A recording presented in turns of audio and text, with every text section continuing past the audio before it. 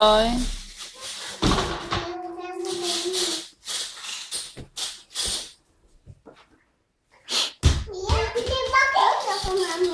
Ừ, để con xếp đi.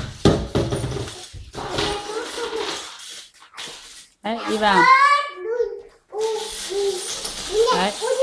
Ừ. Ừ. Ừ, cái này của chị đấy. Của chị đấy. Chị xếp cho em đấy.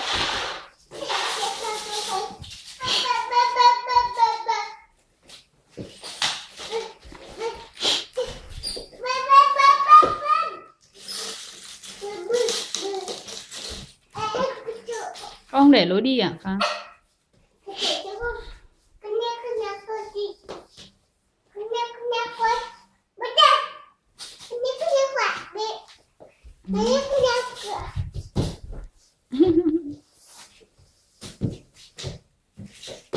Bơi đi.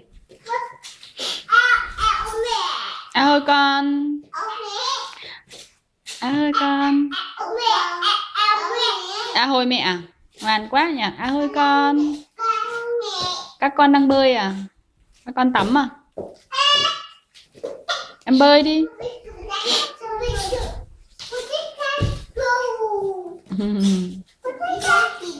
Chị đi ra. Đấy, chị đi ra đi. Cô tắm đi.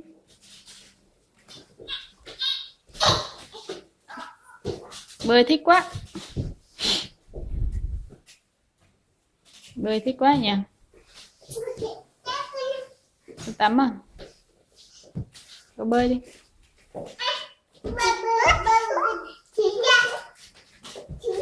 Nào, thôi mẹ đi nào. À thôi con.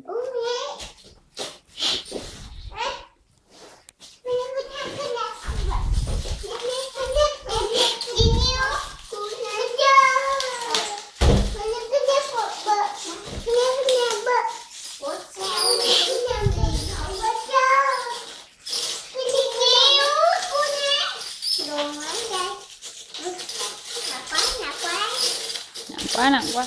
Nặng quá. Ôi giời, nặng quá. Rồi, đúng rồi. Đâu nữa. Xếp đi. Nặng quá. Ui, cháu ngã. Dựng lên.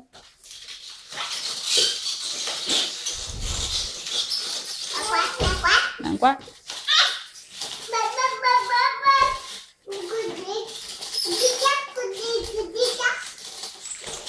Nặng quá. Ừ.